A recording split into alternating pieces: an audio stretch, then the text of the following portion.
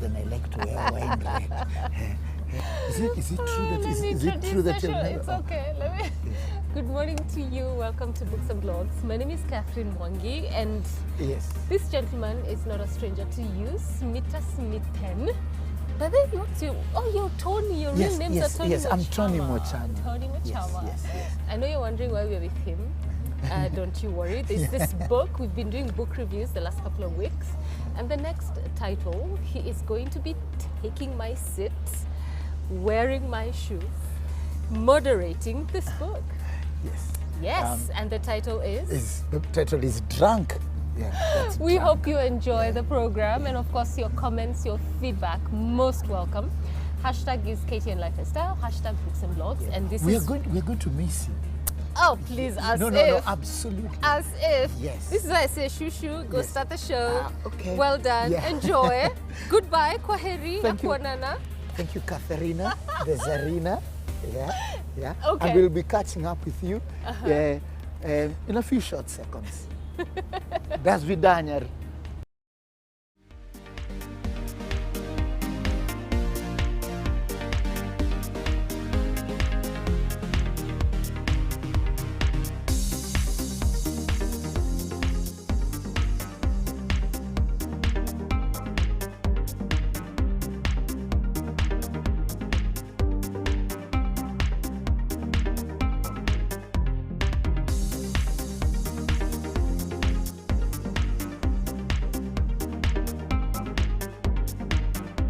Morning.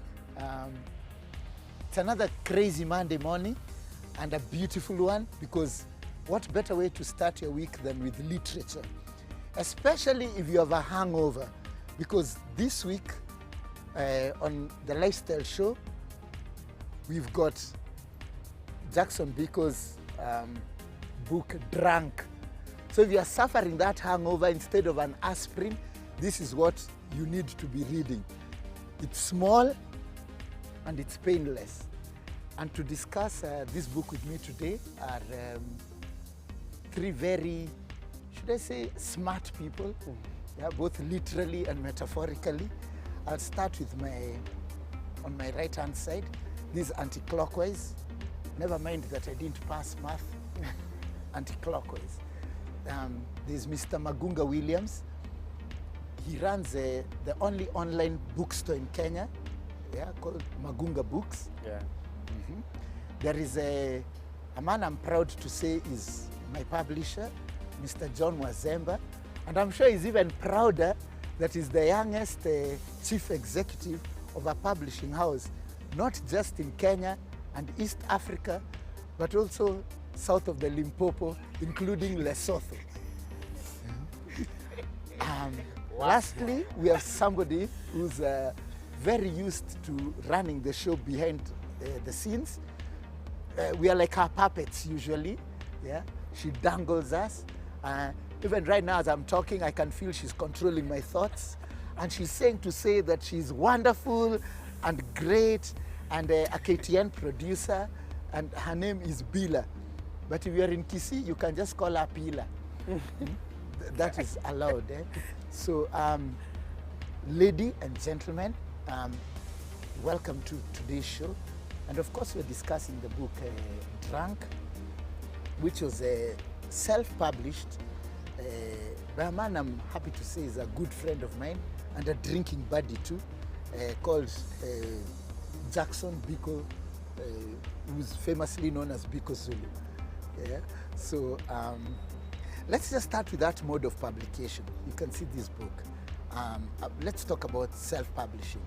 And I'll start, we always are told, start with the ladies. Bila, what do you think that this book is self-published? I think for his first works, it's really amazing, because I've been following his blog for years. We were just chatting with Magunga before the show, and we were just discussing how back when Biko was Biko, we used to be among the first people to comment. He chucks a new article like this, and you're like, I'm the first to comment, I'm the first to comment. So definitely he's dear to our hearts, and it's very hard to be hard on him because he's a good storyteller at the end of the day. I think he would have done a better job with the cover and also the quality of the pages and just the quality of the book all round. I can understand that he was targeting a pocket book, but then again, for a book lover, you know, it's longevity, how long it will last in your bookshelf. Longevity. Yes, we sound like we need lozenges. Yes. Just to say longevity. So basically, how long it will last in your bookshelf, it's not long term, but the story is amazing, I would say that, yeah. Fantastic. Okay. I think I'll go to Mr. Magunga next. Yeah, so I've interacted with this book before it got here. So the thing is, before it even became a physical copy, it was an ebook, right? And it did a few months as an ebook, and then he decided to go and print it out and have it physical copy. For me, the thing that I appreciate most about it is Biko's story is one that starts from, you know, being this guy who was a column in a magazine, newspaper, and then he has this blog that has just, you know, taken, you know, the country, you know, like So it's one of the most popular blogs, creative writing blogs out here in Kenya, Uganda, you know, in the region, and then he takes a step to move forward into writing a book, right? And when you look at it, he decides to go self-publishing way, right? It's his first book, probably a good idea because he's the person who knows his audience. Going the traditional way for a first book, if you're trying to maintain your audience and to introduce them into your longer works, I think it works for him. But it also works against him in the sense of reach, right? Perhaps if he got a good publisher, he would be doing well, not just in Kenya, but also regionally, right? Yes. So that's with the distribution. Fine. I think that's the point you bring in, John. You said if you got a good publisher, and Oxford University Press, and I'm not plugging it, is one of the best. So what are your thoughts on this, Mr. Mwazemba? We actually published Biko. We published a story from him when we were doing our anthology last year. So yeah, we've engaged with him, and we are happy because of that. But there are many reasons why somebody may choose to self-publish. I've many friends of mine who have self-published. You're one of them. I came to your first book. Your 10% royalties, okay, these days you are kinder, but they can be a turn-off for a lot of writers. Yes, there are so many dynamics around that, because there are authors who get 10% and it translates to 40 million, 20 million, 30 million. Yeah. And you know both of them. Yes. So I usually say it's not the percentage really that you get. It's how many copies do you sell, because you can get 50% of 1,000 bob. So that's 500 shillings. But you can get 10% of 100 million, which is 10, because of the dynamics involved. So for me, I wouldn't really condemn somebody because they've done self-publishing. But my advice as a publisher, try as much as possible if you can get a publisher, because publishing is not complete until the book is being read, is in the hands of the reader. To publish means to make known. Yes. It's not to publish and put in a shelf somewhere.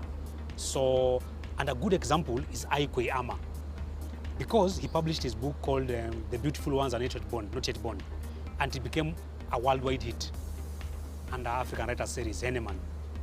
Then he decided, these publishers are taking, they're giving me only 10%.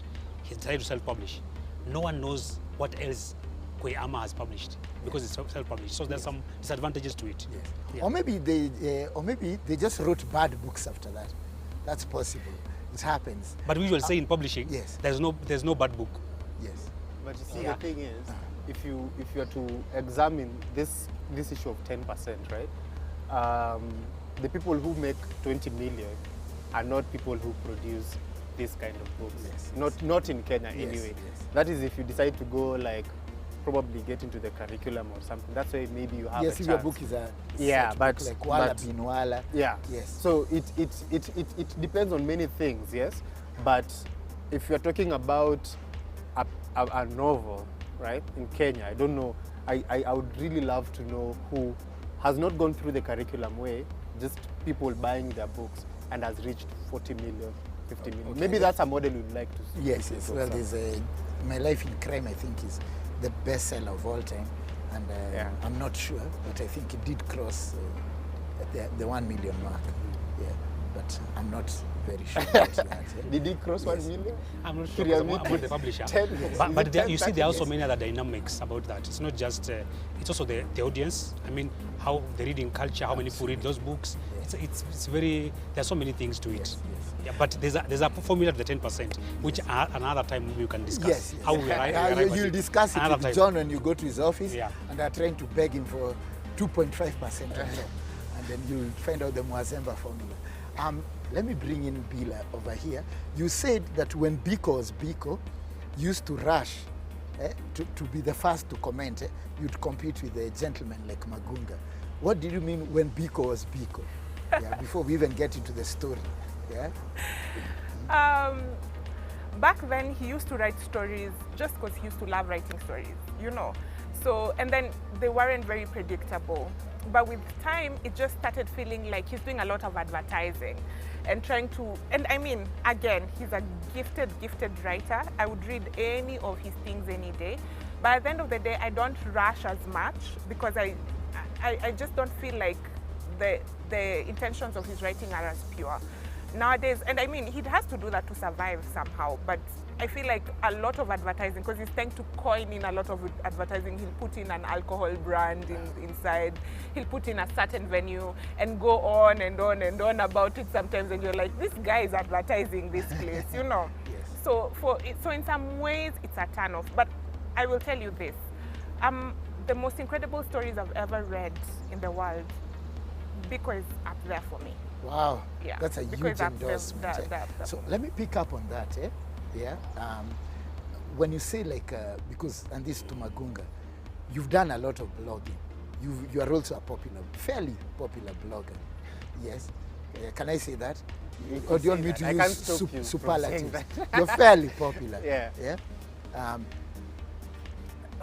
Is there like a loss of innocence? Is there a necessary point, like a critical mass that you cross from just, because a lot of blogging is a stream of consciousness, you know? I couldn't do that in a newspaper, just be stream of consciousness, because I have to think, oh, what does the audience want for, let's say, any particular column. So, and does it help to be a popular blogger like yourself and a super popular, and let's say like Biko, when it comes to like making the transition into literature, having a ready market, and not fully needing the Mwazembas of this world to get your product out there to your audience?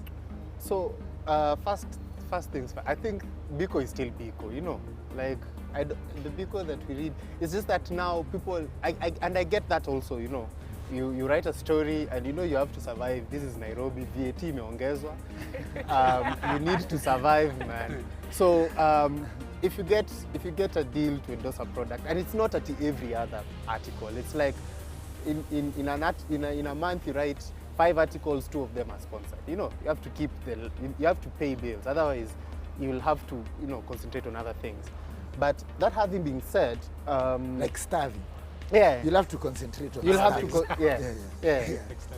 And you see, the thing is, the reason why you love Biko's blog, and I think the reason why you meet someone and their blog, people love reading content on their blog rather than on like newspapers or magazines, is because on their blog is where they have the absolute freedom to say whatever they want to say, right? And you can say it however you want to say, whenever you want to say. It is all up to you, right?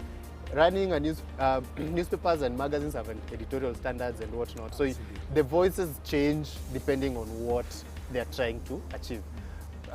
Moving from a blogger to, you don't need to be a blogger first to become a writer and then sell big, right? Yeah. You can do that without even having a blog.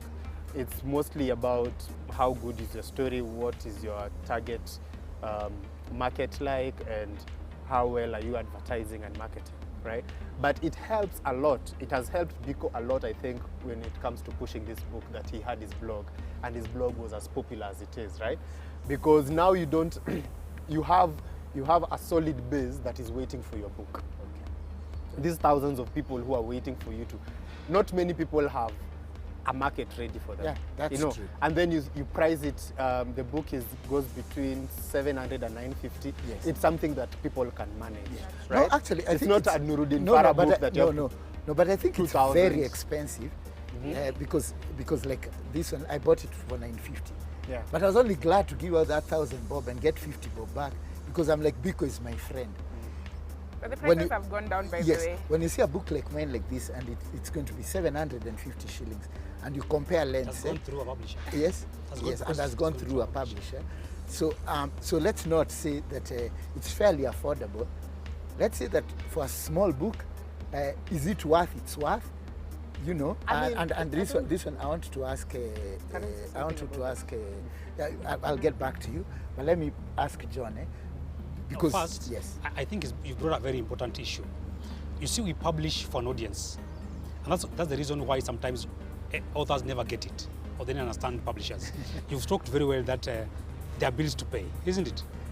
That's why sometimes you write some articles even in your blog, because otherwise people would want to come to your blog, read the blog, and pay nothing. But you have got bills to pay. You are living in Nairobi. You know all these things. And as a publisher, I have people, you know, to pay and all this.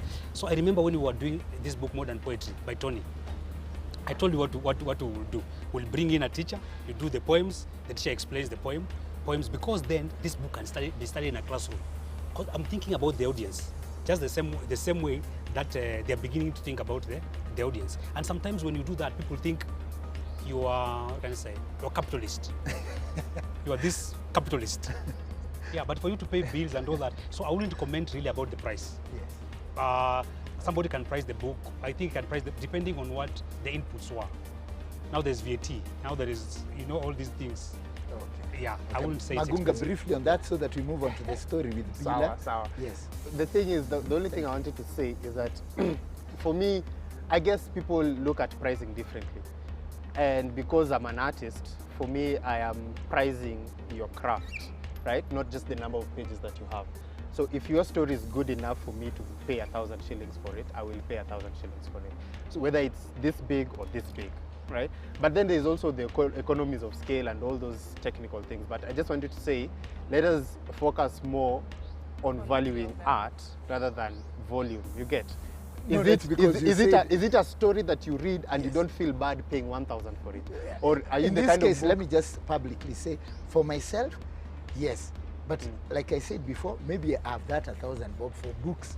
Yeah, another product, it was just a common reader. I'm not so sure. Yeah. I'm not so sure.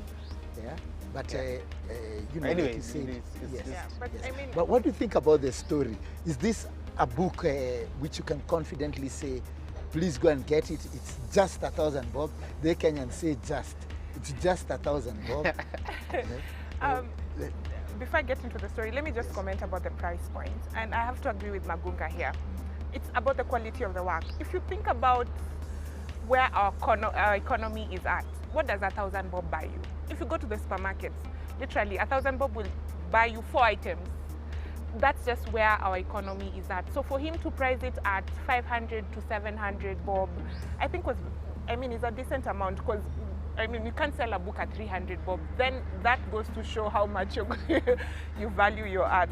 But just to get into this, No, I story- beg It to. depends on yes, your audience. It depends on your audience. Depends on audience. The Yeah, book because- is You think talking so? for a Yeah. poetry book. We Yeah. sell it for 300 bob. Okay. And Because- seriously, because the audience- I would feel very sad if I sat there and I said that students are reading it and saying, no wonder it's 300.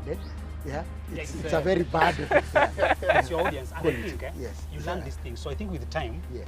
after sales of about a year or so, he will know whether Kenyans are too price sensitive, because there's a place where you have to balance art and the price. If one tips the other way, you get hurt. Yes. Yeah. Because we are speaking to two hardcore artists. You are Yeah. sandwiched by two hardcore artists. Yes. Right But now. I'm the Yes. businessman now. Yes, yeah. also Which is why you also are the there. business. Yeah. It's the temperamental business. Let's say that, yeah. So now let's talk In other about words, the the price story. can kill the art. Yes. The price can be so high, Yes. and the people become sensitive. We've known that in publishing. Absolutely. That you really have to do some research and draw your graphs properly and know this is the tipping point. If it goes beyond this, if you're to get 1,000 people, you'll get 100. In the end, it doesn't make sense. So even him, after a year or so, he will know whether 900 shillings is too much. You and do he can- surveys he like can that bring- in yes, Oxford, yes? and he can bring it Seen down. charts and Yeah, so yeah, on. you can So do that. let's talk about the story. Oh, yes. Yes? Okay. Please. Oh, yes, yeah. yes. Please, So, let's get into the story. Bila, yeah, let's start with the lady. That's the principal here. Okay. First of all, the story made me cry, quite literally. I'll just be honest. Yes, it did. It was very touching, I would say. I wouldn't say it was relatable for me, but I felt like I was in Nairobi. You know, I've never really read a book, and that's very commendable for him. I've not read a book that has really made me feel like, oh my gosh, this is my city. He's talking about Rafiki's, a club you know over there on Langata Road. He's talking about places in Westi, places in Langata Road, Mombasa Road. So you end up feeling it feels very homely. The ending though was very sudden. I don't know how you guys felt about that. The ending was very sudden. And Let's not flesh it out too much. We don't flesh yeah, it we out don't for kill. spoilers. Yeah. But I think the story was very well told. I think his experiment with trying to weave in two storylines with the young girl and then with the drunk guy, and then they all meet during that accident that he creates. I think that was very commendable, and I enjoyed the story tremendously. Yeah. Great. So Magunga, we are agreeing this is an urban novel. Yeah. Yes. What are your sentiments? I mean, as far as story goes? the story was created to be to tell the stories about what urban life is like, right? And then to touch on issues that is very common and popular, not popular, but very common in Kenya and surrounding areas, and that's alcoholism, right? So it's a story that shows you how someone starts being dependent on alcohol, because you don't just wake up and be an alcoholic. There is a process around it, and then there is the whole dynamic about how it affects you personally and then the people around you. And then that's just one end of the story. On the other end, there is a story about this little girl from this family that, you know, I don't want to spoil the whole story. Go buy the book and read it. Yes. The story in itself and how these two people finally end up meeting, and they play with the metaphysical world at the end. For me, the plot was amazing. We can talk about execution, but the plot, where the storyline in itself, for me there was something there, and I think it is a great start. I hope to read other Biko I mean, books. We can now, if you talk about craft, if you've read Biko Zulu anywhere, either Biko Zulu or Jackson Biko, you know that Biko writes well, right? Yes. That one you don't even need to say. That's a given. Yes. So that kind of writing is what you should expect to be. Yes.